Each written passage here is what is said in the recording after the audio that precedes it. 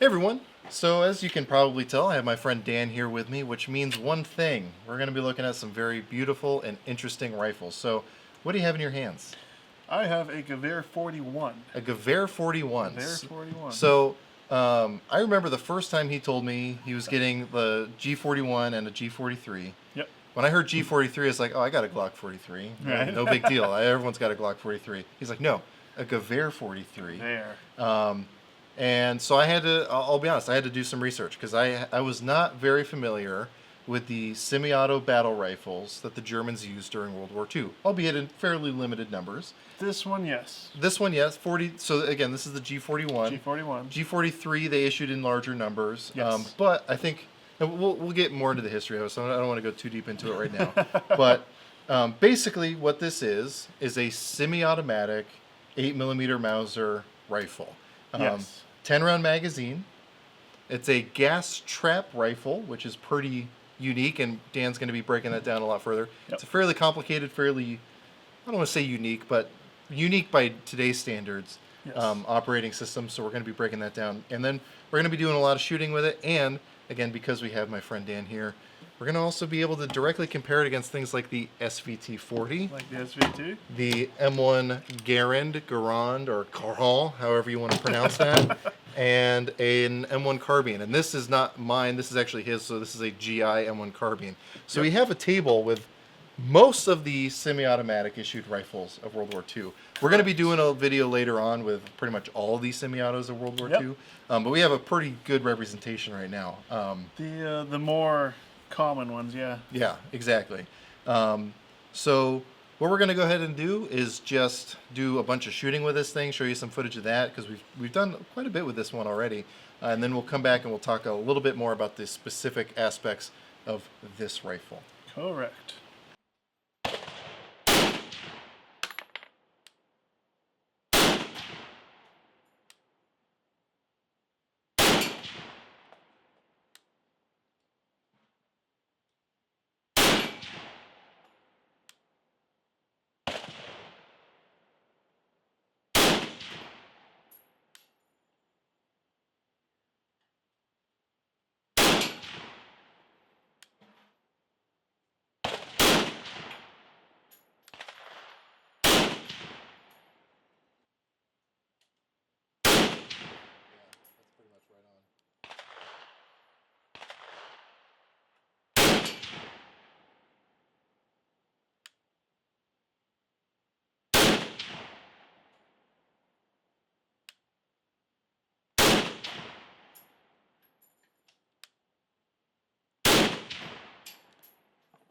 I love it.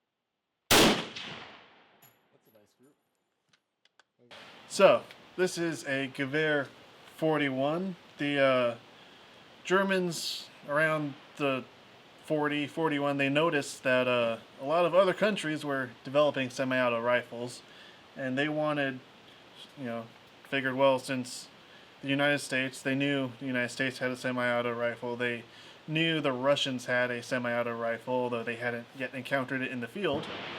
They were like, we want in on this. And so they put out a call for a semi-auto rifle to, I'm not sure if they wanted to replace the K98 or just augment it, but they put out a call for a semi-auto design, and they had 3 requirements. It was no drilling the barrel for a gas system, nothing moving on the outside of the gun, and they wanted a bolt that you could turn and operate like a K98. In case you had to manually operate it. In case the gas system failed. So, Walther and Mauser submitted designs, and Walther ignored two of those three requirements. So anyway, Walther did not drill the barrel. They used a gas trap system, which we'll look at later. Later? Later. So anyway, they used a gas trap system, which is why the barrel looks really big. It's actually a sleeve over the barrel. And the gases expand and push the op rod back. And so underneath this Durafol handguard, it comes out here and pushes on the bolt carrier. And this is an interesting, very German design. They used a flapper lock system, which means it's got two flappers that lock into the receiver, and then when the bolt carrier cycles backwards, they're drawn into the bolt body. So it's actually kind of like the precursor to a roller lock system. Yeah, so on the flapper lock, if I can cut in, it's basically if you had the roller lock, but instead of the rollers, it's just the locking lugs. Yeah. Entirely pop out and pop back in. So instead of just the little small wheels, you just have the entire locking lugs popping in and out, basically. Yeah, basically. It's a pretty. I mean, the Degtyarev at the time, the DP-28, Russian machine gun. Way over my head there. It also was a flapper lock, but that's the only other gun I can think of. It's not a very common design. But anyway, Walther obviously has the bolt carrier riding on the outside of the receiver for some weird reason. And again, we're going to be breaking that down so you can see that in more detail, but it's pretty interesting. Yeah, so I mean, it works until it gets dirty. Right. I couldn't tell you why they did that. But you still have the bayonet lug on the front, so you can still mount the bayonet to it. And correct me if I'm wrong, it's the same barrel length as the K98. Yes. So similar, at least, velocities and effective ranges with it. Same bayonet lug. Yep, same bayonet lug. You still have a cleaning rod on there. You still have the very similar sling setup with the Mauser, the K98s. You still have the tangent rear sight, which is graduated out to, what is that? 1,200 meters probably, I would guess, being German. So. You have the hooded front sight. Again, very similar. Like a lot of what this is aesthetically is very K98-esque. But obviously just a semi-auto version of it. And you still even have the same flag-style safety back here, although there's only the two positions for safe and fire. But, 10-round magazine, so you're doubling the magazine capacity of the K98, and now you're making it 8mm Mauser as fast as you can pull the trigger.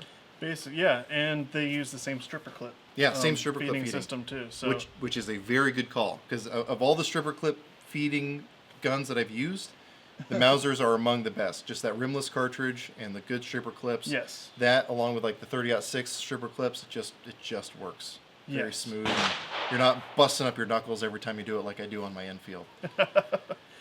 Yeah, although the SVT-40 was a surprise sleeper. Yeah, that stripper thing clip gun was pretty impressive. And this one is a fixed magazine, so it's not a detachable magazine unless you completely disassemble the rifle. Yep. But it's still a 10-round magazine, so rounds. Not too shabby there. And the Mauser design actually has a turn bolt, semi-auto design. Props to them for doing that. Yeah. And Forgotten Weapons has a video on the G41M, which is the Mauser style one, and it's pretty fascinating. But Walther was like, just turn it into a straight pull. Yeah. Rifle. In case the gas system failed, which it often did on these. So you basically had a single shot straight pull bolt action rifle that's 5 pounds heavier than a K98. And that's one thing that's important to mention. This thing is 11 pounds. Yes, empty.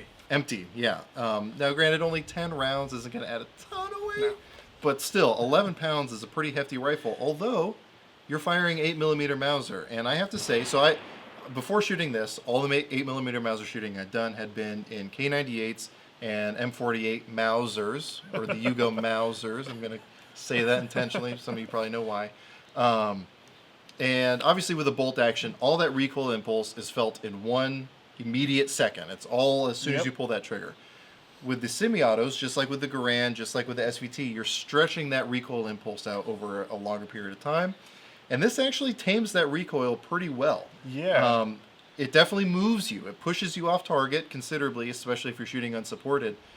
But it's a very manageable amount of recoil to where I can put 100, 200 rounds through this. Easy. And still feel fine. Whereas if I did that with a K98 or my Yugo Mauser, I'm going to know that I'm doing it. And I might make it 60 rounds before I'm like, all right, you know what? Done. That's enough for today. I'll wait till another range setting. So you might think with an 8mm Mauser it pushes you around, but again, compared to especially the Garand, very very similar recoil impulse. You even say even lighter, marginally, but probably lighter than the Garand. I think so. I think definitely. Yeah. It's more of a slow push, Sure. and to me, the Garand is snappier. It's probably doesn't kick, harder. It just feels like you get that Okay. kick more, at once. Interesting. Yeah. Because this seems to stretch it out. And I think that's a fair statement. And I will say the trigger. The trigger is very nice on this. So we did the Cabin Fever Challenge with this rifle, just unofficially. We were just kind of having fun with it. And that was one of the first things I noticed is how nice the trigger was. To the point where I actually asked him, like, do you think that this was Bubba Gunsmith, to where someone said, I'm going to work on this trigger a little bit. But from what you've said, other people have said similar things about theirs also. Right? Yeah, no, I talked with other people on various forums, and they all say their triggers are light, like 5 pounds or under. Yeah. So it's a very nice shooting trigger. It's got a decent reset on it. Yes. Way better than the SVT, for example. Way better. So this, about how many of these were produced? Well, all of the paperwork got destroyed. A lot of things got destroyed. They were bombing factories left and right. But people estimate between 40 and 80,000. I think it's probably somewhere in the middle, around 50 or 60,000. Before they switched over to the G43. And so what are some of the changes they made when they moved to the G43? So the changes from here back were very minor.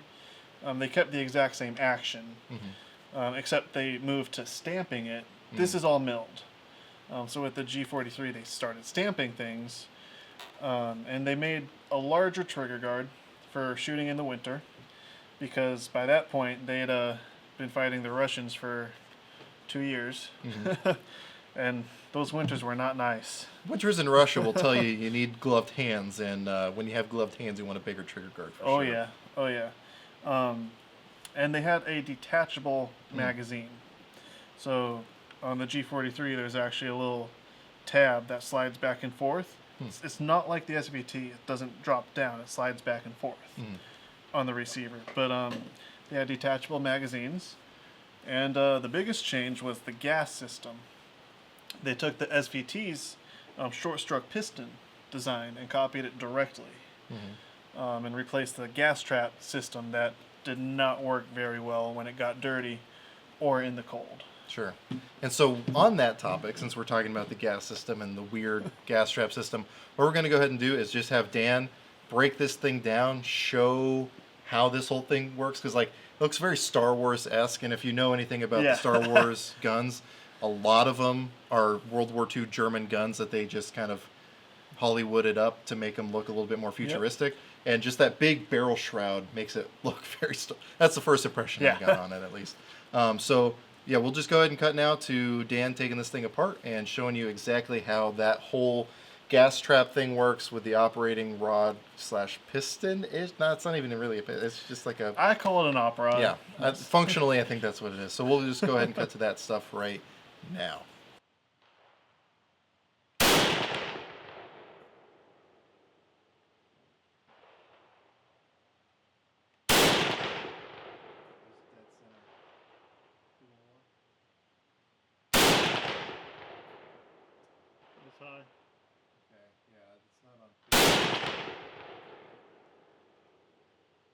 So, as a gas trap rifle, this cone is actually screwed onto the end of the barrel. So the barrel actually ends somewhere around here, and then the gas is going to leave the barrel and expand to fill the cone, and then it's constricted again as it tries to exit the cone, and that causes high pressure to push back on the piston that slides around the barrel and pushes on an op rod that comes out here and pushes on the bolt carrier. Sound complicated? It is. To keep the cone from screwing off the barrel, it's got a little spring pin. I don't know if you can really see it. Take a closer picture afterward. There's a pin right here, so if you want to unscrew, you have to push that in, and that. There we go.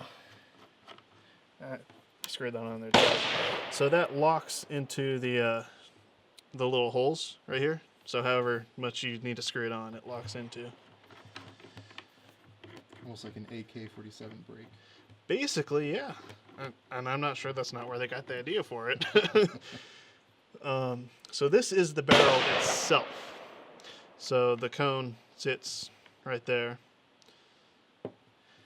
And then this sleeve sits over the barrel. And it has a piston. And so the piston sits right here. And of course the barrel, the cone is screwed on right there. So the high pressure is going to come back around the barrel and push this piston right here. And it's going to slide backwards, just like that. And then the operating rod is going to come out. Just like that. And so it's going to be riding inside this sleeve, which is perforated. So once the piston gets past a certain point, it's going to let all the gases out, so you don't overgas the rifle. And actually, these rifles were notoriously undergassed because they rely on expanding gases to push the piston back, and gases don't expand that well in the freezing cold. So these guns did not work that great in the Russian winter. So now that we have the sleeve off, you can take the front cap off and take, there we go, the rear barrel band off. And then this just lifts out, and you can see the operating rod. I guess it's not really a piston, but it moves back and forth, and it actually has these arms right here that act on these arms right here that have a spring underneath the barrel. So it actually has its own return spring right here. So kind of cool. And there we go, just like that.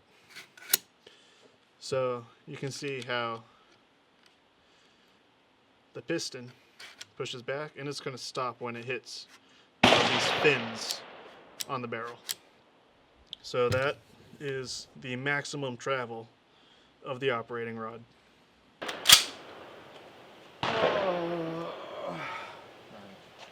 Doesn't it feel nice? Yes. It's heavy, but it's nice.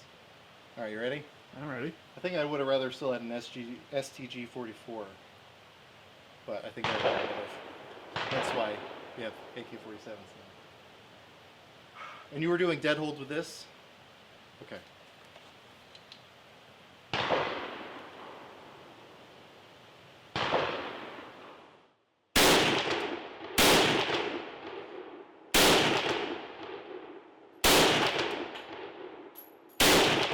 One of those is not exactly intentional. It's got a light trigger.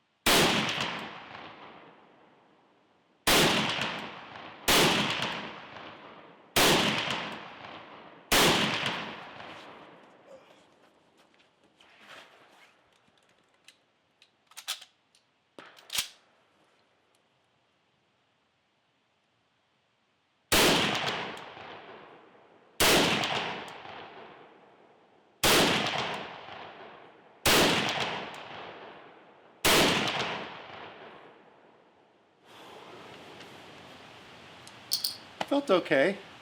Felt better than the Krag did. I felt more confident about a lot of those. That trigger, it's not very heavy. No.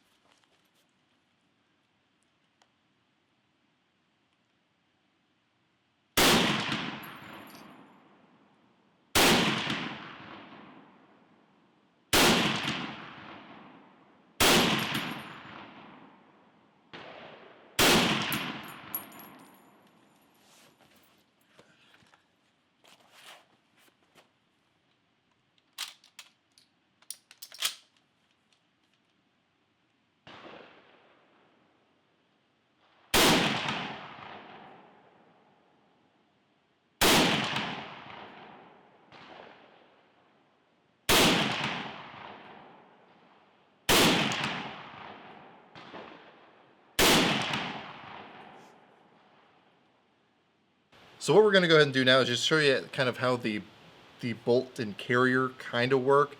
We don't want to get too in depth with it because it's really not something you want to do in the field by any stretch of the imagination. No. So what we're going to go ahead and do is lock the bolt to the rear. It does have like a lash out hold open, very similar to like the K98s, where that follower gets in the way. So Kind of. It's not a follower. It's actually has a bolt stop. The follower Oh. pushes up on the stop, so you could push down on the follower. This is why I have this guy here. So it doesn't give you Garand thumb. Which is a very fair point. And then right here, you have the bolt handle. There's this little lever back here. You're just going to pull it back all the way and lock that thing over. You're going to flip this thing over to safe. And then there's a little push button back here on the back of the bolt. And then you just lift it up and out. It literally just lifts up and out. And there's this cavity in here that the bolt rides in. And the first time he took this thing apart and showed me, like my brain couldn't process that all of this is basically sitting on top of the receiver and not really riding under any rails or anything like Nope. that. It's got two locking points. Yeah, it's just got two little tabs on the back that lock into the back of the receiver here. And then it locks in under the front. Yeah, and it just seems like that shouldn't work. But this is still pretty much the same as it was on the 43, right? Yeah. So no, clearly it worked well enough. Matter of fact, these bolt carriers are interchangeable with G41s and G43s. The only difference is the G41 is milled and the G43 is stamped. Yeah.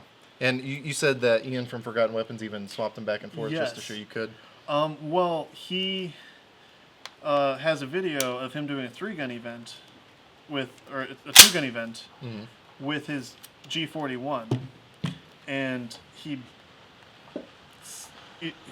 someone before him apparently had bent the stripper clip lips. Yeah. So he was trying to feed stripper clips and it wasn't working. So he grabbed the G43 one and put it on, and it worked just fine. Interesting. All right, so we went ahead and repositioned just out of respect for other people using the range. But one of the things that I wanted to talk to you about with this is, as I already mentioned, I had never even heard of the G41 or the G43 until you said, hey, do you want to shoot one? Yep. Why? And we already talked about the relatively small production numbers of this one, but as you said, the G43 was like about 500,000. Yeah. I mean, it was not an uncommon sight. So why do you think these are so unknown to American gun enthusiasts? Honestly, I blame Hollywood. Okay. In all of the movies, whenever they show Germans or Russians, the the Germans always have a K98, Sure. and the Russians always have a 9130. Sure. Even in movies that are set in the Eastern Front, like Right. Enemy at the Gates, Right. they only had 9130s. Yeah. I think I saw maybe a couple PPSH 40. I mean, PPSHs in there, but yeah, generally yes. Yeah. Like 99% of them. that's the rifle they had. Right. and I will be completely honest. I think that has shaped my opinion a lot, and I think part of it too is just Americans are very familiar with the American fronts of the wars. Yes. We don't hear a whole lot about the Eastern Front of any war, whether it's World War I, World War II. No. Although, was the Eastern Front even still going by the time the U.S. entered World War I? Or had No. the Russians already withdrawn? Either way, we don't... It had pretty much collapsed. Yeah, so we're admittedly rather American-centric over here when it comes to what we learn about. So it makes sense that a gun that saw most of its use on the Eastern Front Yep. is relatively unknown to us. But that said, I think this is a really fascinating rifle to look at, just in the methods of operation and just what it is. Yes. And it's a very fun rifle to shoot. Yes. 8mm Mauser is a lot of fun to shoot, just regardless, and then being able to put it in a semi-auto configuration like this, which, granted, you do really good maintenance on this thing, has been Oh yeah. 100% reliable every time I've shot this Uh-huh. thing. Granted, we're also using good new production PPU ammo, Yes. so that probably helps a little bit too. But this is a really fun rifle to shoot. And it shoots really well. It does shoot really well, It shoots which really well. we left our targets back there, so I'll show you pictures of how we shot.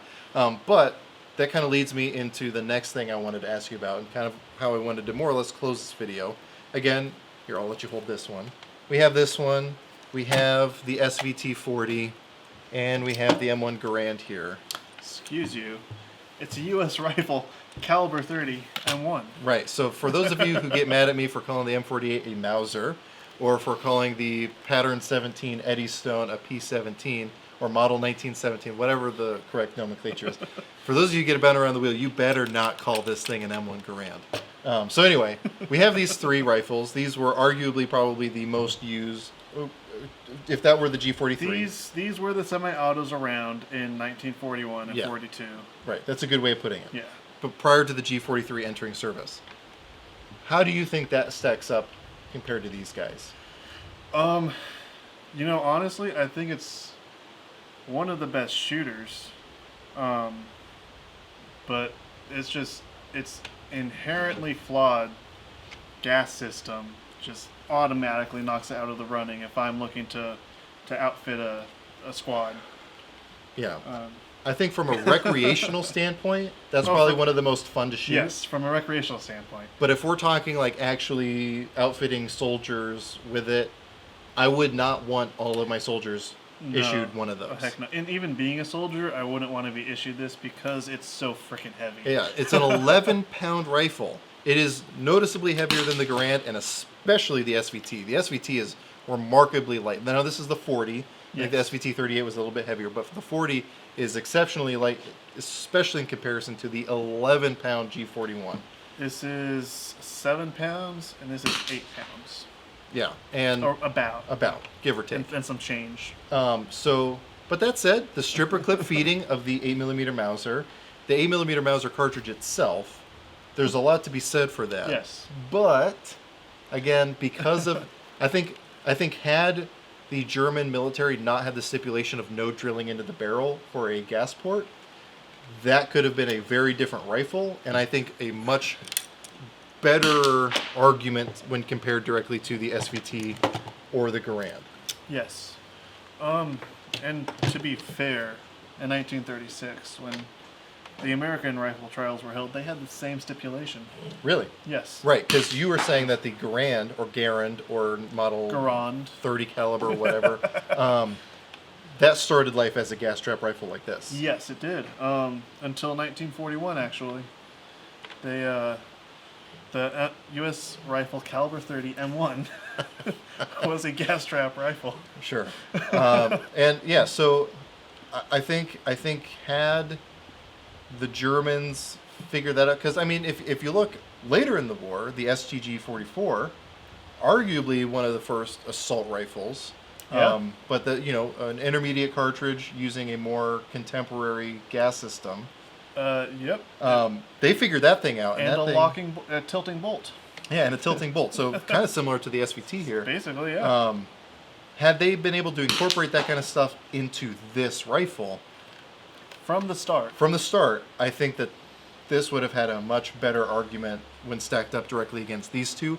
But even then, again, in a recreational context, which is what everyone watching this video is going to be using this for anyway, Yes. it's a fantastic rifle to shoot. Oh, you can't beat German quality. Yeah, and again, you have to stay on top of the maintenance with that gas trap system. Yes. But again, very high quality manufacturing because this is all milled, It's all milled. whereas the 43 was stamped.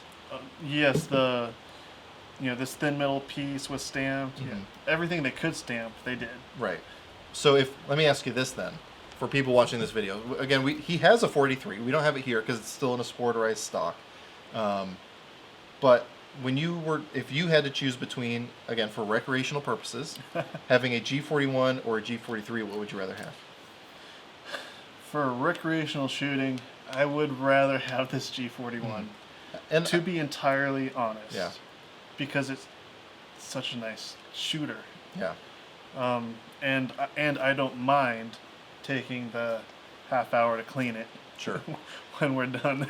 And it's also not something to overlook that it's just a more rare and interesting rifle. Oh yeah. So that goes a long way from a collector standpoint and from a recreational standpoint. Yes, if you're collecting, you have to choose the more rare gun. Right, exactly. That's literally how it goes. Now that said, if it were me and I was being issued a rifle, this is definitely out of the running, but it might actually be a hard choice between the SVT and the Garand, or Garand, or Gahol, or however you want to say it. And this was your first time Yes. shooting Yes. Today, the Garand. I'm probably the only person in the world who's shot an SVT and a G41 before ever shooting a Garand. And so today was actually my first ever time shooting a Garand. That's just un-American of you. I know. Here I preach American exceptionalism all the time, and today was my first time shooting it. But this was a fantastic rifle, and this one's actually going to be mine soon, so you're going to see this a lot more.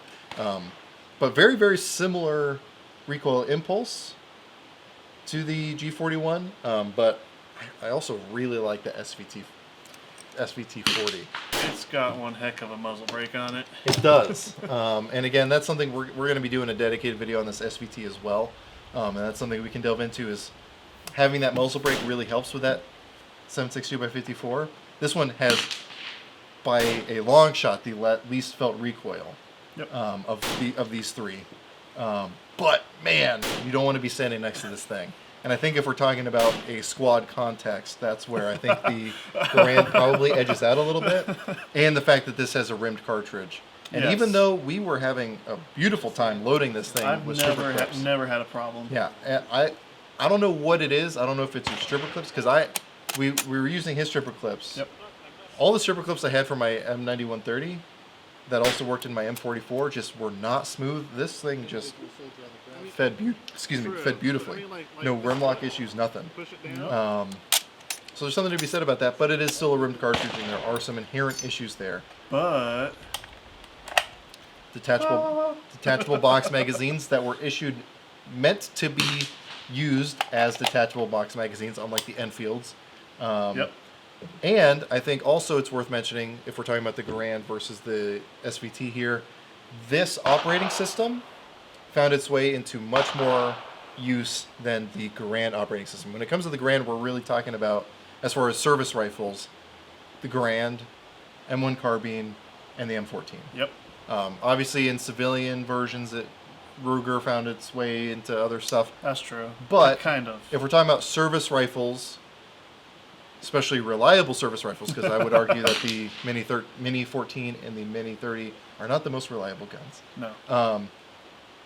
With this, you have the SKS, and in a very minorly modified form, even the FAL. Yep. And it's just a proven operating system, short stroke gas piston, and a tilting bolt. The tilting bolt that's separate from the carrier and tilts down and locks on a shelf in the receiver.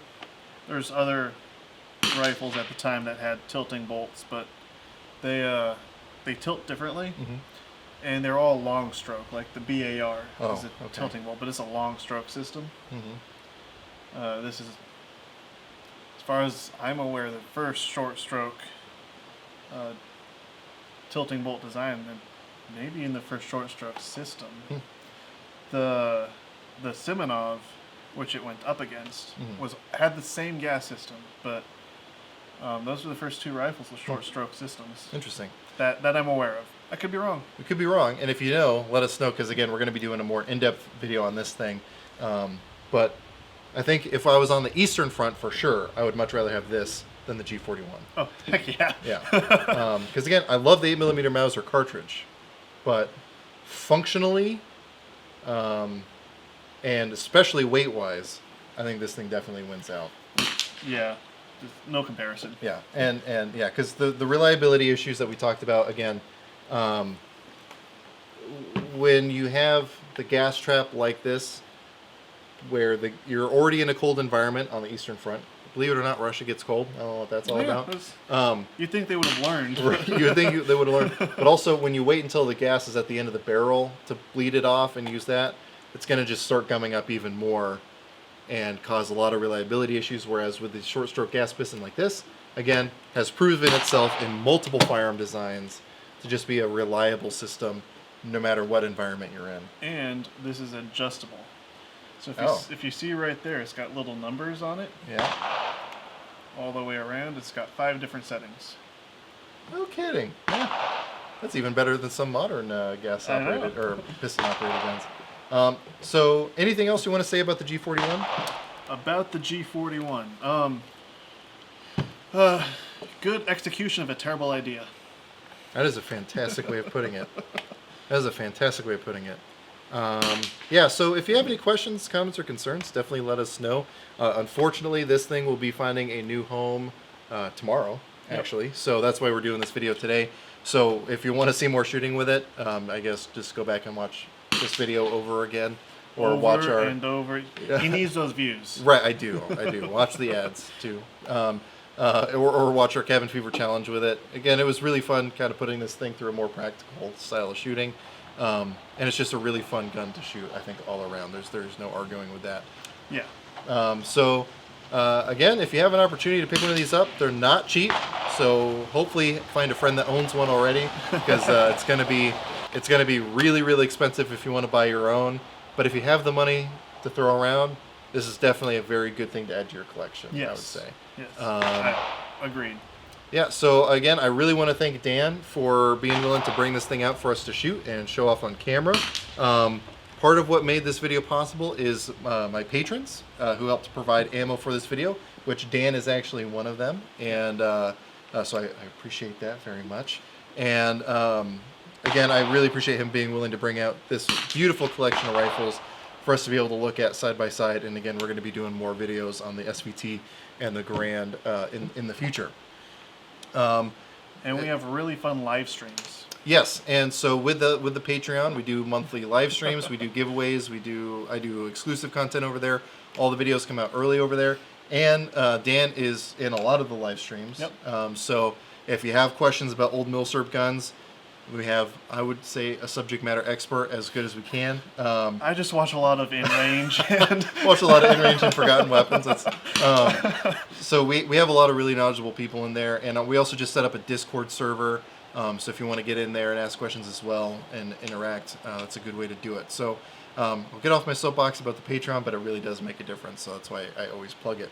So anyway, with all that said, anything else you want to add? Just thanks for coming out and, shooting a video with me. Yeah, hey, it's my pleasure. So with all that said, as always... They're all my guns. Exactly. So with all that said, as always, I hope you got something out of this video, and I really appreciate you watching.